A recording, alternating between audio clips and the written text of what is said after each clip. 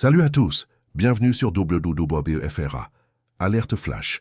Le temps presse et nous ne sommes qu'à quelques pas des 500 abonnés. Chaque clic fait la différence. Si vous n'avez pas encore cliqué, c'est simple et rapide. Cliquez sur s'abonner maintenant et utilisez votre pouvoir pour nous aider à atteindre cet objectif historique. Et pour notre prochaine offensive de contenu, quelle histoire aimeriez-vous que nous explorions en profondeur? Laissez-nous le sujet dans les commentaires ci-dessous. C'est dans la poche. Maintenant, préparez-vous pour le contenu d'aujourd'hui sur comment des radios gelées ont saboté les plans allemands et renforcé la puissance du général Hiver. Rapide et précis, octobre 1941. L'air mordant de la Russie pinçait déjà la peau, mais la confiance allemande était une armure impénétrable, forgée par des mois de triomphes écrasants. Les plaines infinies de l'Union soviétique s'étendaient devant eux, un tapis vaste et énigmatique, mais pour les soldats de la Wehrmacht, ce n'était qu'un territoire de plus à conquérir, un pas de plus vers la victoire finale. Le sol sous leurs lourdes bottes était encore ferme, et le son des moteurs des Panzers, une symphonie de puissance et d'avancée, résonnait dans l'immensité, promettant une nouvelle ère. La Blitzkrieg, la guerre éclair, avait déchiré l'Europe tel un éclair impitoyable. La Pologne, la France, les Balkans, tous étaient tombés. Maintenant, c'était au tour de l'Union soviétique. L'opération Barbarossa, la plus grande invasion terrestre de l'histoire, battait son plein. Des millions d'hommes, des milliers de chars, de canons et d'avions avançaient comme une marée inarrêtable, poussés par l'idéologie et la croyance fervente en la supériorité aryenne. L'odeur de la poudre et du diesel se mêlait à l'arôme de la terre fraîchement conquise, un parfum enivrant de victoire. Les yeux des soldats brillaient avec la certitude d'un triomphe rapide. Moscou, le cœur de l'Union soviétique, était à portée de main. La capitale rouge serait la cerise sur le gâteau, le coup de grâce. Personne, ou presque, n'osait remettre en question le plan. Le Führer avait promis la victoire avant l'hiver, et ils y croyaient. La machine de guerre allemande, précise et brutale, ne connaissait pas de faille. Leurs radios, leurs équipements de communication étaient la colonne vertébrale de leur coordination impeccable, la voie qui transformait les ordres en action, les tactiques en anéantissement.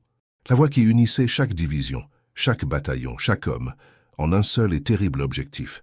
La technologie allemande était à l'avant-garde, l'avenir de la guerre, et ils en étaient les maîtres. Mais les plaines russes gardèrent des secrets. Le ciel, parfois bleu et faussement serein, apportait avec lui une promesse glaciale, un présage silencieux. Le vent, qui ne faisait que murmurer, allait bientôt hurler. Et le sol qui semblait solide allait vite devenir un piège traître, un bourbier de boue puis de glace. Les généraux allemands, habitués aux champs de bataille de l'Europe occidentale, sous-estimaient non seulement la vastitude de la Russie, mais la férocité de son hiver. Ils sous-estimaient la résilience d'un peuple qui avait déjà enduré des siècles d'invasion et de privation. Ils ne savaient pas qu'au cœur de cette terre indomptable, un ennemi silencieux et implacable était sur le point de se réveiller. Pas un ennemi de chair et de sang, mais un adversaire élémentaire, dont la puissance dépasserait toute stratégie, toute technologie. Le général Hiver était en route et avec lui, une légion d'alliés invisibles, le froid extrême, la neige aveuglante, la glace qui paralysait tout, et de manière insidieuse, la défaillance des équipements. Cet hiver ne serait pas qu'un obstacle, il serait le bourreau d'une ambition effrénée, le juge d'une armée qui se croyait invincible. La confiance se transformerait en désespoir, la puissance en paralysie. Ce qui semblait être une marche triomphale deviendrait une agonie glaciale, une descente dans l'enfer blanc. Voici l'histoire de la façon dont l'arrogance a trouvé sa limite, dont l'acier s'est courbé devant la glace, et dont un détail technique, la panne des radios, est devenu le symbole de la débâcle d'un empire. Préparez-vous à plonger dans l'une des campagnes les plus brutales et décisives de la Seconde Guerre mondiale. Abonnez-vous maintenant et rejoignez la légion d'historiens qui dévoilent les secrets les plus sombres de la guerre, révélant comment la nature peut réécrire le destin des nations. Avancez, tel était le mot d'ordre. Les premiers mois de l'opération Barbarossa avaient été un spectacle de puissance militaire. Les colonnes blindées allemandes, les célèbres Panzers, fendaient les lignes soviétiques à une vitesse vertigineuse, laissant une traînée de fumée et de destruction. Le rugissement des moteurs Maybach et des canons de 88 mm était la bande sonore d'une conquête qui semblait inéluctable. Les soldats de la Wehrmacht, dans leurs uniformes gris-vert impeccables, avançaient avec la détermination froide de prédateurs, la confiance affichée sur chaque visage, à chaque pas. Des villages brûlaient, des villes tombaient, et le drapeau à croix gammée était hissé sur les ruines, un sombre symbole d'un pouvoir qui se croyait illimité. L'infanterie suivait, nettoyant les poches de résistance, l'odeur métallique du sang et de la poudre se mêlant à l'odeur âcre de la terre brûlée. Les ingénieurs construisaient rapidement des ponts sur les rivières et les vallées, maintenant le rythme effréné de la Blitzkrieg. La logistique fonctionnait comme une horloge suisse, bien qu'elle fût étirée à l'extrême limite. Les radios, la voix du commandement, transmettaient des ordres clairs et concis, coordonnant les attaques et les mouvements de troupes à une échelle jamais vue auparavant. Les terres étaient vivants avec la promesse de la victoire, avec la certitude que rien ne pouvait arrêter la machine de guerre allemande. Le moral était au plus haut, alimenté par les nouvelles d'avancées écrasantes et la fragilité apparente de l'ennemi soviétique. Mais la vastitude russe était une illusion, un piège qui se refermait lentement. Le calendrier avançait. Septembre céda la place à octobre, et avec lui, la terre commença à pleurer. Non pas des larmes, mais de la boue. La célèbre Rasputitsa, la saison des pluies, le dégel d'automne, transforma les chemins de terre en rivières d'argile collante. Ce qui n'était auparavant que des pistes fermes, où les chars glissaient et les camions de ravitaillement filaient, devint maintenant un bourbier infranchissable. Chaque mètre était une bataille contre la terre elle-même. Les véhicules s'enfonçaient jusqu'aux essieux, les roues tournaient dans le vide, et le rugissement des moteurs se transformait en un gémissement exténué. L'avance, si rapide auparavant, était maintenant un pénible halètement. L'odeur de diesel brûlé se mêlait à l'odeur humide et lourde de la boue, une odeur de stagnation. Les soldats, autrefois impeccables, étaient maintenant couverts de saleté, la fatigue marquée sur leur visage. La confiance commença à se fissurer. Le rythme de la guerre est clair, l'essence de la stratégie allemande fut brutalement brisée. Les ravitaillements essentiels pour nourrir, équiper et armer des millions d'hommes restèrent bloqués à des kilomètres, embourbés dans la même boue qui retenait les chars. Le front s'étendait sur des milliers de kilomètres, et chaque goutte de carburant, chaque balle, chaque morceau de pain était un combat pour atteindre sa destination. Le ciel, avant un complice silencieux, déversait maintenant une pluie incessante, transformant le paysage en un enfer boueux. Le vent, qui ne faisait que murmurer, commença à souffler avec une intensité glaciale, annonçant ce qui allait arriver. Les nuits devinrent plus longues et plus froides, et les premiers flocons de neige, petits et épars, commencèrent à tomber, fondant dans la boue, mais laissant une sensation sinistre. L'ennemi silencieux, le général Hiver, n'était pas seulement en route. Il avait déjà envoyé ses premières avant-gardes, non pas avec des baïonnettes et des balles, mais avec le pouvoir paralysant de la nature. Les radios, autrefois la voix claire du commandement, commencèrent à faire défaut, non pas à cause d'un défaut mécanique, mais à cause de l'environnement hostile. L'humidité extrême, la boue qui s'infiltrait dans chaque composant, les basses températures initiales, tout conspirait pour saboter la communication. Des craquements et des grésillements remplaçaient les voix nettes. Les messages se perdèrent dans l'éther, fragmentés, incompréhensibles. La coordination impeccable de la Blitzkrieg commença à s'effondrer. La machine de guerre, si dépendante de la communication rapide, commença à s'étouffer, à perdre son souffle. Ce qui était autrefois une symphonie de puissance était maintenant une cacophonie de frustration et d'isolement. Le rêve d'une victoire rapide avant l'hiver se dissolvait dans la boue, transformé en un cauchemar collant et froid. La vastitude russe, autrefois vue comme un chemin vers la gloire, se révélait maintenant comme un labyrinthe mortel, un champ d'essai où la technologie et l'arrogance humaine allaient être cruellement mises à l'épreuve. Le point de bascule était arrivé, non pas avec une contre-attaque massive de l'ennemi, mais avec la fureur silencieuse de la terre elle-même. La Rasputitsa n'était que le prélude, un avertissement. En novembre, le général Hiver déploya son manteau blanc sur la Russie, un linceul glacé qui engloutissait le paysage. Les températures chutèrent, -20, -30, -40 degrés Celsius. L'air, autrefois coupant, devint une lame invisible qui déchirait la peau, gelait les poumons. La neige tomba par torrents, couvrant tout, transformant les plaines en une mer blanche et traîtresse. L'avance allemande non seulement stagna, elle commença à reculer sous le poids du froid. Les soldats de la Wehrmacht, équipés pour une guerre éclair d'été, affrontaient maintenant un ennemi pour lequel ils n'avaient aucune formation. Leur fine tunique de laine était inutile contre la rigueur sibérienne. Les bottes de cuir gelaient, se fendaient. Les doigts et les pieds, exposés par négligence ou nécessité, se nécrosaient, noirs comme du charbon, avant même que la douleur ne devienne insupportable. L'odeur de la chair gangrenée commença à planer dans les abris improvisés, se mêlant à l'odeur de sueur, de peur et de fumée de feux de camp désespérés. Le son prédominant n'était plus le rugissement des chars, mais le gémissement des blessés, le claquement des dents et le hurlement du vent qui semblait se moquer de leur ambition. La faim devint une compagne constante. Les lignes de ravitaillement, déjà chaotiques à cause de la boue, furent complètement paralysées par la glace et la neige. Carburant pour se chauffer, munitions pour se battre, nourriture pour survivre, tout devint un luxe inaccessible. Les chevaux essentiels pour le transport mouraient par milliers d'épuisements et de froid, leurs corps gelés s'accumulant sur les bords des routes, un témoignage macabre de la défaite logistique. Les chars, autrefois la fierté de la Blitzkrieg, se transformèrent en carcasses de métal gelé, leurs moteurs refusant de démarrer, leurs canons inertes. Chaque pièce de métal devenait un piège pour la peau nue, chaque contact un risque de gelure. Et les radios. Ah, les radios, la colonne vertébrale de la coordination allemande. Maintenant, ce n'étaient que des boîtes muettes. Les batteries, sensibles au froid extrême, perdirent leur charge en quelques minutes. Les tubes, les fils, les composants électroniques, tout gelait, se fissurait, tombait en panne. Les commandes se perdaient dans les terres glacées, les unités étaient isolées, sans connaître la situation de leurs voisins, sans recevoir d'ordre ou de renfort. Le silence dans les écouteurs était plus terrifiant que n'importe quelle explosion, car il signifiait l'isolement total, l'aveuglement sur le champ de bataille. La communication vitale pour la Blitzkrieg avait été sabotée par le climat, transformant la machine de guerre allemande en un géant désarticulé, aveugle et sourd. La nature de la bataille changea radicalement. Ce n'était plus l'avance rapide et coordonnée. Maintenant, c'était une guerre de survie brutale, d'embuscades et de contre-attaques soviétiques.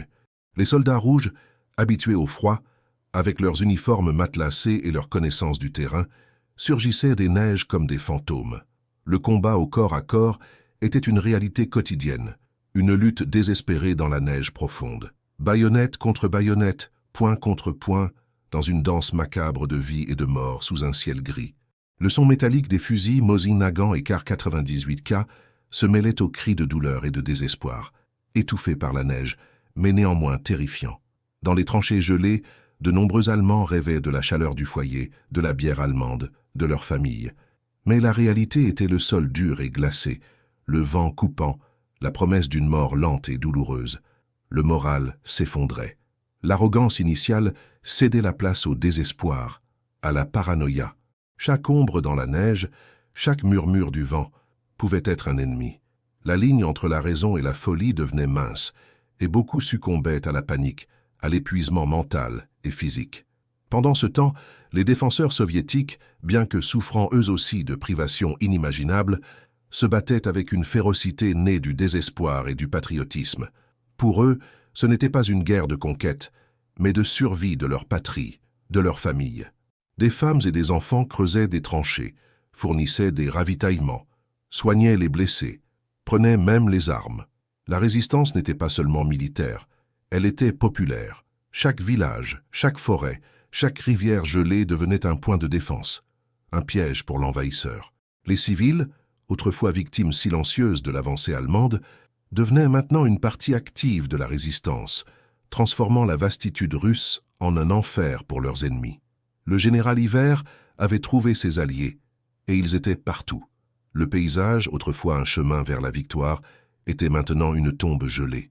La vastitude russe, autrefois un chemin vers la victoire, était maintenant une tombe gelée. Chaque jour, la terreur du froid augmentait. Les sentinelles allemandes, qui veillaient auparavant avec hauteur, tremblaient maintenant à leur poste, les yeux injectés de fatigue et la peau pâle, presque bleue. L'odeur d'alcool de bois brûlé, la seule source de chaleur dans de nombreux avant-postes, se mêlait aux rances des corps non lavés et à l'odeur métallique du sang gelé. Les blessures, même les plus petites, ne cicatrisaient pas dans le froid paralysant, se transformant rapidement en portes ouvertes à la gangrène. L'amputation, souvent pratiquée sans anesthésie dans les conditions les plus brutales, devint une routine macabre, un témoignage silencieux de la cruauté du général Hivert. Les cris étouffés des mutilés étaient une constante dans l'environnement, un rappel saisissant du prix de chaque jour de survie. À chaque aube, le spectacle était le même, des corps rigides, gelés dans des poses grotesques, retirés des tranchées ou des abris improvisés. Ce n'étaient pas seulement les morts au combat, c'étaient ceux qui succombaient au froid, à l'épuisement, à la faim. La dignité humaine se désintégrait dans la neige. La camaraderie, autrefois un pilier de la Wehrmacht, cédait la place à une lutte individuelle pour la survie. Les rats, autrefois une nuisance, devinrent une source de protéines désespérées, chassées avec une ferveur qui révélait la profondeur du désespoir. Le son des pas sur la neige croquante était un rappel constant de la fragilité de la vie, du silence qui attendait tout le monde. La panne des radios amplifiait ce sentiment d'isolement et de désespoir. Dans un secteur du front, une compagnie d'infanterie allemande, avec ses fusils gelés et ses mitrailleuses qui s'enrayaient, fut attaquée par une unité de skieurs soviétiques. L'ennemi, blanc sur blanc, glissait comme des fantômes sur le terrain enneigé, surgissant de nulle part. Le commandant allemand tentait désespérément de contacter l'artillerie pour obtenir de l'appui, mais la radio était muette, un bloc de métal inerte. Ses opérateurs la frappaient, criaient, mais l'appareil restait silencieux, les trahissant. La compagnie fut décimée, ses hommes abattus un par un, sans chance de renfort ou de retraite coordonnée. Le silence de la radio signifiait la mort. À un autre endroit, une attaque blindée soviétique avec des chars T-34 surgissant de la brume glaciale prit une unité de panzers allemands par surprise. Les commandants des chars allemands, sans communication radio entre eux, ne parvenaient pas à coordonner leurs manœuvres défensives. Chaque char se battait seul, une cible facile dans la mer Blanche. Le manque de voix unificatrice transforma la force blindée, autrefois si cohérente, en un amas de cibles dispersées. Le bruit retentissant des canons de 76 mm des T-34 et le grincement de leurs chenilles se mêlaient aux cris de panique des Allemands, qui voyaient leurs véhicules, autrefois invincibles, être détruits par l'incapacité de communiquer. Le moral soviétique, en revanche, s'endurcissait à chaque victoire, aussi petite soit-elle. Ils se battaient sur leur propre terrain, adapté au climat, et avec la certitude que la survie de leur patrie dépendait de leur résistance. Les partisans, civils armés et soldats réguliers formaient un réseau invisible, attaquant les lignes de ravitaillement allemandes, sabotant les routes, tendant des embuscades aux patrouilles. L'odeur de fumée des villages brûlés par les Allemands en représailles était un rappel constant de la brutalité de l'envahisseur et un combustible pour la vengeance.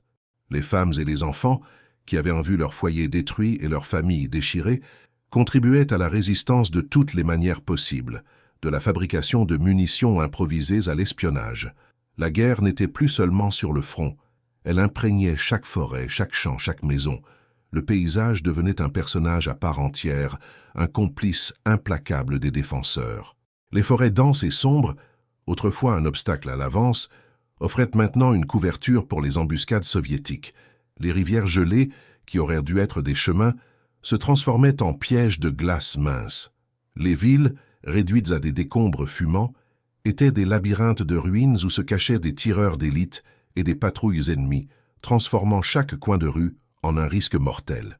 Le son du vent hurlait à travers les fenêtres brisées, une lamentation constante sur la destruction et la souffrance.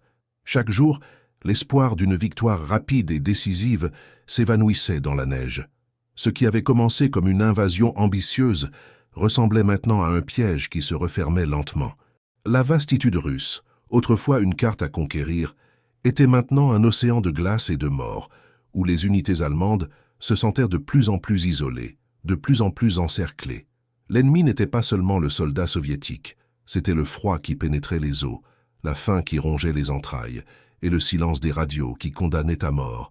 L'enfer blanc était arrivé, et il n'y avait pas d'échappatoire. L'étau se resserrait. Ce n'était pas un siège traditionnel, avec des lignes ennemies visibles dans toutes les directions, mais une prison invisible forgée par la glace, la faim et le silence des radios. Les unités allemandes, autrefois fières et autonomes, se voyant maintenant comme des îles isolées dans une mer blanche d'hostilité. La glace n'était pas seulement sur le sol, elle pénétrait le cœur des hommes, gelant l'espoir et le moral. Les yeux des soldats, autrefois pleins d'ambition, ne reflétaient plus que le vide du désespoir, l'ombre de la mort imminente. L'odeur de la mort, douce et métallique, planait sur les campements, se mêlant à l'odeur amère de la fumée de bois humide et à la terreur. La pénurie était un fléau. La ration de pain diminuait chaque jour, et la viande, un luxe oublié. Les soldats chassèrent les rats, les chiens errants, tout ce qui pouvait offrir une calorie à leurs corps affamés. La malnutrition était visible sur chaque visage émacié, dans chaque pas traînant.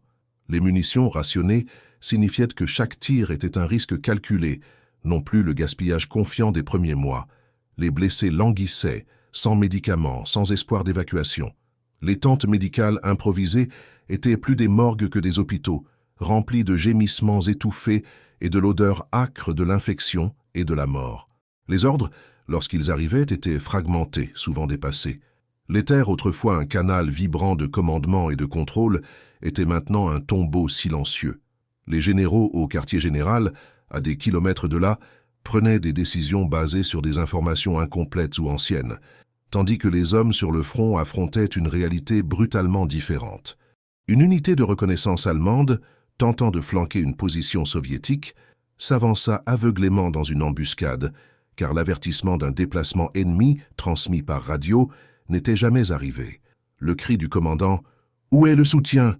résonna dans l'air glacial, mais il n'y eut pas de réponse, seulement le bruit sec des fusils soviétiques et le choc des corps tombant dans la neige.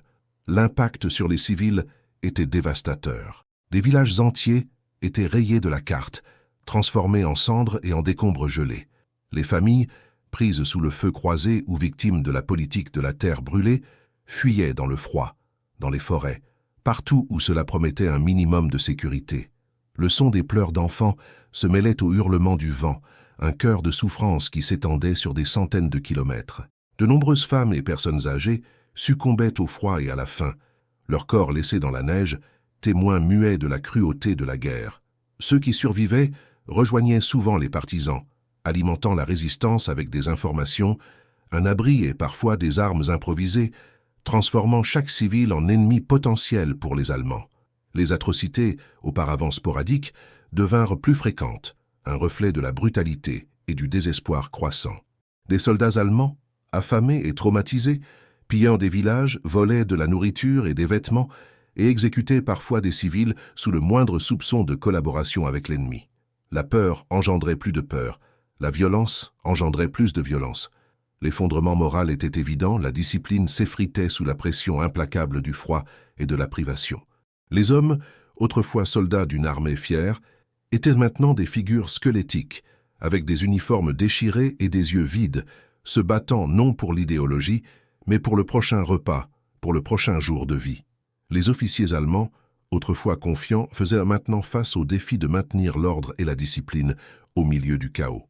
Les désertions, rares auparavant, commençaient à augmenter, certains soldats tentant une fuite désespérée vers l'ouest, même s'ils savaient que les chances de survivre au froid et aux partisans étaient minimes. D'autres succombaient à la psychose de la guerre, perdirent la raison, errant dans la neige, murmurant la chaleur du foyer et les plats qu'ils ne goûteraient plus jamais. Le son d'un coup de feu solitaire dans les bois n'était souvent pas un combat, mais un soldat qui n'en pouvait plus, qui choisissait la fin rapide au lieu de la lente agonie de l'hiver. La ligne de front allemande s'étendait sur des milliers de kilomètres, une cicatrice sanglante dans la vastitude russe, mais les lacunes étaient de plus en plus grandes, les défenses de plus en plus ténues. Les soviétiques, quant à eux, profitaient de cette fragilité.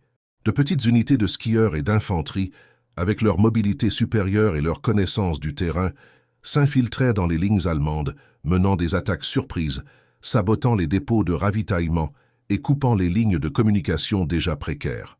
Le vent qui hurlait sans cesse apportait le son des combats lointains, des cris de douleur et du grincement des véhicules ennemis, un rappel constant que le siège n'était pas seulement environnemental, mais aussi humain, et que l'étau se resserrait de manière irréversible. À chaque tempête de neige, à chaque jour de froid brutal, l'espoir d'un miracle s'évanouissait, remplacé par la certitude que l'enfer blanc était arrivé pour rester. Le tournant crucial arriva en décembre 1941. Lorsque la neige atteignit son apogée et que le froid devint insupportable, les Soviétiques lancèrent une contre-attaque massive aux alentours de Moscou. Ce n'était pas seulement une attaque, c'était une fureur accumulée, alimentés par le désespoir et la certitude que la capitale ne pouvait pas tomber. Le son des katyushas, les orgues de Staline, déchirait l'air glacial, lançant une pluie de feu et d'éclats d'obus sur les positions allemandes, qui étaient déjà au bord de l'effondrement. L'odeur d'explosifs se mêlait à l'odeur de la terre gelée et à la panique qui s'installait maintenant dans les rangs allemands. Les radios, autrefois la voix du commandement, étaient maintenant des morceaux de métal gelés et muets. Les généraux allemands, comme Guderian et Manstein, tentaient désespérément de coordonner leur défense, mais les ordres n'atteignaient pas les unités isolées. Ce qui aurait dû être une retraite stratégique et ordonnée se transformait souvent en une fuite chaotique, les soldats abandonnant leurs équipements lourds, chars, camions, artillerie, qui ne pouvaient pas être déplacés dans la glace et la neige. Le bruit des bottes traînant dans la neige, des gémissements de douleur et des cris de « retraite » résonnaient, remplaçant la fière avancée des mois précédents. Des milliers de soldats allemands, déjà affaiblis par la faim et le froid, furent capturés ou massacrés. La glace devint leur tombe. Ceux qui tentaient de résister étaient écrasés par la masse soviétique, qui avançait avec une détermination implacable. Les commandants, sous l'ordre direct de Hitler de ne pas reculer, faisaient face à un dilemme cruel: maintenir la position et voir leurs troupes anéanties, ou défier le Führer et tenter de sauver ce qui restait. Beaucoup optèrent pour la deuxième option, payant de leur carrière ou même de leur vie, mais sauvant des milliers d'hommes d'une mort certaine dans l'enfer blanc. Le coût humain était incalculable. Des corps empilés dans la neige, des blessés agonisant sans secours, des prisonniers traînés vers l'Est, vers un destin incertain dans les steppes glacées. La bataille de Moscou ne fut pas seulement une défaite tactique, ce fut la fin du mythe de l'invincibilité allemande. Le rêve d'une victoire rapide en Russie s'écroula sous le poids de la neige et de l'acier soviétique. L'arrogance initiale fit place à la dure réalité d'une guerre d'usure brutale, à laquelle la Wehrmacht n'était pas préparée. Le son des cloches de Moscou, que les Allemands espéraient entendre en tant que conquérants, résonnait maintenant comme un requiem pour leurs ambitions frustrées, un rappel que le général Hiver avait remporté la première grande bataille de ce front. La déroute de Moscou ne fut pas seulement la fin d'une avance, ce fut le début d'un enfer de glace et de désespoir qui allait s'étendre sur des mois, marquant le destin de centaines de milliers d'hommes. La retraite, souvent désordonnée, transforma les routes gelées en couloirs de misère. Les soldats allemands, maintenant conscients de leur invincibilité brisée, se traînaient vers l'arrière, leurs corps affamés et épuisés, leurs esprits hantés par la vastitude blanche et par l'ennemi qui n'abandonnait pas. Le son du vent coupant était une constante, se mêlant au gémissement des blessés abandonnés et au grincement métallique des chenilles des chars soviétiques qui poursuivaient impitoyablement. L'odeur de la poudre et du sang coagulé, autrefois un signe de bataille, était maintenant l'odeur persistante de la défaite. À chaque pas en arrière, le coût humain augmentait exponentiellement. Ce n'étaient plus seulement les balles et les éclats d'obus qui tuaient. C'était le froid qui pénétrait la peau, gelait les membres, transformant doigts et pieds en blocs noirs et sans vie. La gangrène était une sentence de mort lente, accompagnée de l'odeur nauséabonde de la chair en décomposition. Les médecins de campagne, avec leurs maigres fournitures et sans espoir de réapprovisionnement, se voyaient impuissants face à l'avalanche de victimes dues aux gelures. Les amputations sommaires, sans anesthésie adéquate, devinrent la norme, et les cris de douleur résonnaient dans les tentes improvisées, un son déchirant qui brisait l'esprit même des plus endurcis. Les radios, à ce stade, étaient plus que de simples appareils inopérants. C'étaient des symboles glacés d'une stratégie défaillante. Le manque de communication transformait toute tentative de contre-attaque ou même de retraite coordonnée en un acte suicidaire. Des unités entières étaient englouties par l'avance soviétique parce qu'elles ne recevaient pas d'ordre ou ne pouvaient pas demander de soutien. Dans une vallée couverte de neige, une division d'infanterie allemande tentait d'établir une ligne défensive, mais le contact avec le flanc adjacent était impossible. Le silence de la radio signifiait qu'ils étaient seuls, une île assiégée dans une mer d'ennemis. Le son des fusils soviétiques qui se rapprochaient était le seul avertissement, et il était déjà trop tard. Le désespoir s'installait, un sentiment d'abandon qui rongeait l'âme des combattants. Pour ceux qui furent capturés, la reddition signifiait le début d'un nouvel enfer. Les marches forcées vers les camps de prisonniers soviétiques sous des températures glaciales, sans nourriture ni abri adéquat, étaient aussi brutales que la bataille elle-même. Beaucoup ne survécurent pas au voyage, Leurs corps tombaient dans la neige et étaient laissés derrière pour être recouverts par la prochaine tempête de neige. L'odeur de fumée et la vision de villages détruits marquaient le chemin, un rappel de la dévastation qu'ils avaient causée et qui maintenant les engloutissait. L'arrogance initiale des conquérants se dissolvait dans le vide de leurs estomacs et la terreur dans leurs yeux. La campagne russe, autrefois un échiquier pour la Blitzkrieg, révélait son vrai visage, un piège colossal. Les villes en ruine, comme Smolensk et Vyazma, témoignaient silencieusement de l'ambition frustrée. Leurs murs carbonisés et leurs décombres gelés étaient des monuments à la destruction, mais aussi à la résistance. À chaque colonne de fumée s'élevant d'un village brûlé, à chaque corps tombé dans la neige, la leçon devenait plus claire. La nature, avec son froid implacable et ses distances infinies, était un ennemi aussi formidable que n'importe quelle armée. Les généraux allemands, autrefois maîtres de la guerre éclair, se retrouvaient piégés dans une bataille d'usure, épuisés, avec leurs hommes au bord de l'effondrement physique et mental. Le mythe de l'invincibilité allemande fut brisé dans les neiges russes.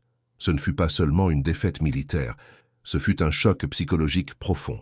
La machine de guerre qui semblait imparable en Europe occidentale trouva sa limite à l'Est, non seulement par le courage soviétique, mais par la défaillance de sa propre technologie et la sous-estimation du pouvoir de la nature. Le froid se révéla un général plus impitoyable que n'importe quel maréchal, et ses alliés invisibles, les radios gelées, les moteurs qui ne démarraient pas, les lubrifiants qui se transformaient en glace, avaient inversé la donne. La guerre à l'Est ne concernait plus les conquêtes rapides, mais la survie pure et simple, une lutte brutale contre un ennemi qui ne connaissait pas de trêve, le général hiver. Chaque jour qui passait, l'Allemagne s'enfonçait plus profondément dans un bourbier glacé, et l'espoir d'une victoire finale diminuait avec le soleil de plus en plus faible d'un hiver qui semblait ne pas avoir de fin. L'hiver russe n'était pas seulement une saison, c'était une entité vivante, un prédateur implacable qui resserrait son étreinte glaciale chaque jour.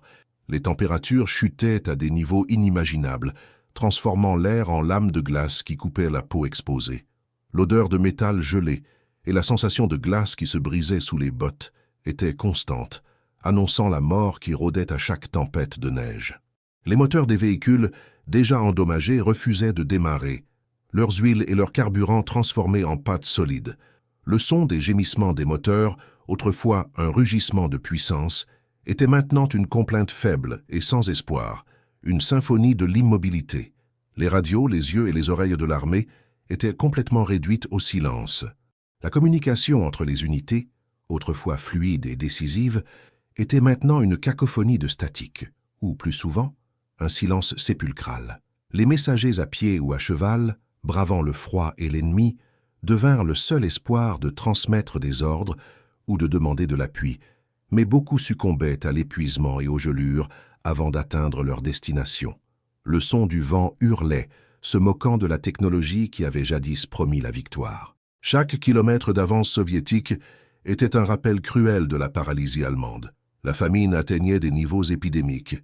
Les ravitaillements, déjà rares, ne parvenaient pas jusqu'aux lignes de front, bloquées par la neige infranchissable et l'activité incessante des partisans soviétiques. La ration quotidienne de pain, lorsqu'elle existait, était une miette insignifiante pour des corps qui brûlaient des milliers de calories juste pour rester au chaud. Les soldats, transformés en ombres squelettiques, consommaient tout ce qu'ils pouvaient trouver. Chiens, chats, même des écorces d'arbres. L'odeur de la viande brûlée, souvent d'animaux sauvages ou domestiques volés dans des villages, était un arôme aigre-doux de survie temporaire, mêlé à la terreur du prochain repas incertain. La discipline, autrefois la colonne vertébrale de la Wehrmacht, était en lambeaux.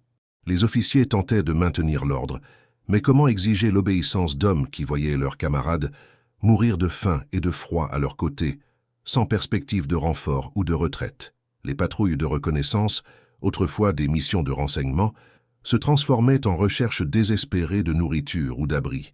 Le son de coups de feu isolés ne venait souvent pas de l'ennemi, mais de soldats qui, à la limite de la raison, décidaient de leur propre destin. Le désespoir engendrait des actes de brutalité contre les civils et parfois contre leurs propres compagnons dans des querelles pour des ressources. Le général Hiver, avec ses alliés invisibles, les radios gelées, la défaillance logistique, la faim, avait brisé l'esprit allemand. Ce qui avait commencé comme une blitzkrieg pleine de confiance se transforma en une marche funèbre à travers un enfer blanc. Les tentatives de contre-attaque soviétiques, auparavant considérées comme irritantes, étaient maintenant des coups écrasants, coordonnés avec une précision mortelle. L'absence de communication empêchait les Allemands de réagir à temps, transformant chaque position défensive en un piège. Le son assourdissant des canons soviétiques, suivi du silence des radios allemandes, était le son de la défaite qui se solidifiait. Au milieu de ce chaos, la résistance soviétique se renforçait.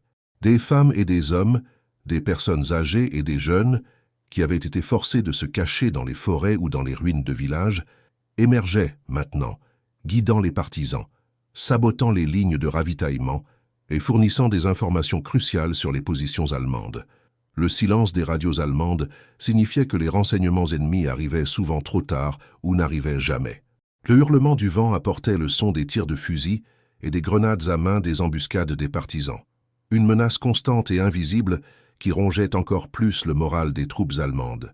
La ligne de front allemande, déjà étirée et fragile, commença à céder en plusieurs points. La pression soviétique, implacable et renforcée par des troupes sibériennes habituées au froid, était insupportable. Les contre-attaques allemandes, sans soutien aérien ou d'artillerie coordonnée, étaient facilement repoussées, entraînant plus de pertes et plus d'équipements abandonnés dans la neige. L'odeur de poudre et de sang, mêlée à l'odeur nauséabonde des corps gelés, planait sur les champs de bataille, un rappel constant du coup de l'obstination. À chaque mètre reculé, l'espoir d'inverser la situation diminuait, remplacé par la certitude que le vent avait tourné. Le piège de l'hiver se refermait, et la seule question était de savoir combien allait échapper à son étreinte mortelle. À chaque tempête de neige, à chaque rafale de vent coupant, l'espoir allemand d'une victoire rapide ou même d'une retraite ordonnée se défaisait comme de la glace sous le soleil. Mais le soleil n'apparaissait pas. Ce qui restait, c'était l'obscurité de l'hiver et la brutalité d'un ennemi qui semblait inépuisable. Le silence des radios, autrefois une panne technique, devint une métonymie de la paralysie totale. Les ordres de Berlin, lorsqu'ils arrivaient finalement par des messagers épuisés et gelés, étaient irrémédiablement dépassés, dictés par une réalité lointaine et aveugle, à l'enfer blanc qui engloutissait les troupes sur le front. Le son du papier froissé, des ordres inutiles, était presque aussi désolant que le hurlement du vent. Les tentatives désespérées de maintenir les communications étaient héroïques, mais futiles. Les ingénieurs radio avec des doigts nécrosés et des visages bleus tentaient de réparer les appareils gelés, luttant contre le métal qui collait à la peau et les circuits qui refusaient de fonctionner.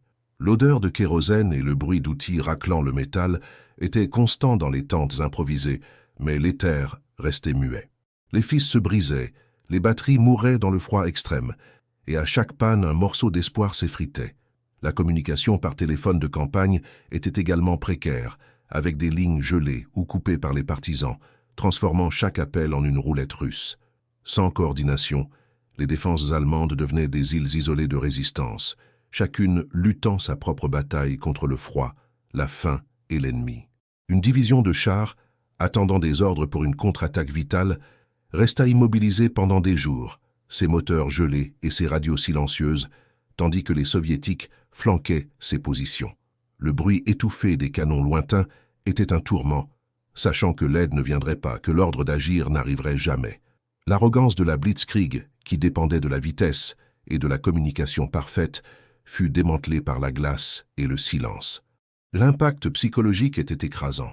Les soldats, déjà traumatisés par la vision de leurs camarades mourant de froid et de faim, se sentaient maintenant complètement abandonnés. Le sentiment d'isolement était un poison lent, rongeant le moral plus rapidement que les balles.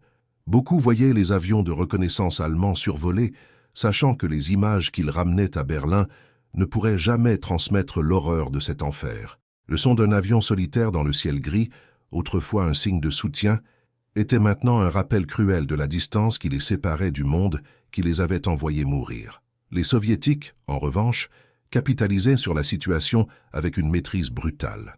Leurs troupes de skieurs, vêtues de camouflage blanc, se déplaçaient comme des fantômes dans la neige, attaquant des avant-postes isolés, coupant des lignes de ravitaillement et, de manière cruciale, interceptant les quelques messages qui parvenaient encore à être envoyés par radio allemande, souvent dans le désespoir et sans codage adéquat. Le son des skis glissant sur la neige, suivi des tirs secs des fusils soviétiques, était la bande sonore de la mort pour de nombreux postes allemands. La propagande soviétique, transmise par mégaphone et tract, se moquait des conquérants, qui mouraient maintenant de froid, promettant nourriture et chaleur à ceux qui se rendraient, une invitation tentante pour les corps épuisés et les esprits brisés. La reddition, autrefois impensable pour le fier soldat allemand, devenait une option de plus en plus réelle. Dans certaines zones, des unités entières, sans munitions, sans nourriture et sans espoir de contact, déposèrent les armes, préférant l'incertitude d'un camp de prisonniers au froid et à la mort certaine. Le son du fusil tombant dans la neige, le claquement métallique de l'étui vide, était le son de la défaite personnelle, de la rupture de l'esprit. Les commandants faisaient face au dilemme de maintenir une discipline qui n'existait plus ou de permettre à leurs hommes d'essayer de survivre. Beaucoup préférèrent la deuxième option, sachant que l'obéissance aveugle à Hitler signifiait l'anéantissement. Le coût humain était une tâche indélébile dans la neige. Des milliers de corps, gelés dans des poses grotesques, marquaient la vastitude russe. Il n'y avait pas le temps pour des enterrements dignes. Les blessés, entassés sur des traîneaux tirés par des chevaux épuisés ou traînés par des camarades, languissaient sans secours. L'odeur de la chair gangrenée et le gémissement constant de ceux qui souffraient étaient l'air qu'ils respiraient. Ce qui avait commencé comme une campagne d'ambition et de conquête se transforma en un test de résistance humaine contre les forces les plus primitives et implacables de la nature, amplifiées par la défaillance technologique qui scella leur destin. Chaque jour qui passait, la Wehrmacht s'enfonçait plus profondément dans le bourbier glacé, et l'espoir d'inverser la marée de la guerre devenait un écho lointain, presque inaudible dans le silence des radios gelées. Le silence des radios gelées résonnait non seulement sur les champs de bataille, mais dans l'âme des survivants. Pour les soldats allemands qui ne périrent pas dans l'étreinte glaciale de l'hiver, la reddition n'était que le début d'un autre enfer. Des milliers furent capturés, traînés dans des marches brutales à travers la neige, avec l'odeur de la mort et du désespoir imprégné dans l'air. Beaucoup ne survécurent pas au camp de prisonniers soviétiques, où la faim et le froid continuèrent de faucher des vies, transformant les fiers conquérants en ombres squelettiques, leurs yeux vides de toute ambition. Ceux qui revinrent des années plus tard portaient des cicatrices invisibles, hantés par la vastitude blanche et le son du vent qui s'était moqué de leur technologie. Les plaines russes, autrefois un chemin vers la gloire, étaient maintenant un cimetière colossal, parsemé de corps gelés et de décombres d'une ambition frustrée. Les villes en ruine, comme Smolensk et Vyazma, et le paysage désolé étaient les témoins silencieux d'une arrogance qui s'était heurtée à la fureur de la nature. La panne des radios, un détail technique apparemment mineur, symbolisa la rupture de toute une stratégie, la fragilité de la technologie humaine face au général hiver. Le mythe de l'invincibilité allemande fut brisé dans les neiges russes, non seulement par les balles soviétiques, mais par le froid implacable, la logistique défaillante et le silence sépulcral qui domina les terres. L'hiver se révéla un ennemi plus implacable que n'importe quelle armée, réécrivant le cours de la Seconde Guerre mondiale. Les leçons résonnent encore aujourd'hui. La sous-estimation de l'ennemi, l'arrogance militaire, la négligence logistique et, crucialement, le pouvoir indéniable de la nature comme facteur de guerre. Des mémoriaux silencieux se dressent là où il y avait des cris, des livres et des films tentent de capturer l'horreur et la résilience. Des histoires orales, transmises de génération en génération, maintiennent vivante la mémoire des doigts nécrosés, des moteurs qui ne démarraient pas et des radios gelées. C'est un rappel éternel du coup de la guerre, des cicatrices profondes dans la terre et dans l'âme du peuple, de la brutalité que l'humanité est capable d'infliger et d'endurer. L'écho silencieux des radios gelées dans la vastitude glacée de la Russie n'est pas seulement une histoire de défaite, c'est une méditation poétique sur la fragilité de la technologie et de l'arrogance humaine face aux forces implacables de la nature. Chaque ruine est un cri contre la guerre, et le sang sur la neige est un rappel éternel que, parfois, le plus grand stratège est le climat lui-même. Le général Hiver, avec sa fureur glaciale et ses alliés invisibles, comme la défaillance des équipements, a réécrit l'histoire, montrant que le courage et la résilience peuvent surgir même dans le désespoir le plus profond. L'humanité, dans son entêtement, continue de répéter les erreurs, mais la mémoire de ces événements épiques sert de phare, éclairant les dangers de l'ambition démesurée. Que cette histoire résonne comme un avertissement, un appel à la paix et à la compréhension mutuelle, afin que le silence des radios ne soit plus jamais le prélude d'un enfer glacé. Aimez, partagez et abonnez-vous pour plus d'histoires épiques de l'histoire. Quelle bataille voulez-vous voir ensuite? Laissez votre commentaire et rejoignez notre voyage à travers le passé, dévoilant les secrets et les leçons qui ont façonné notre monde.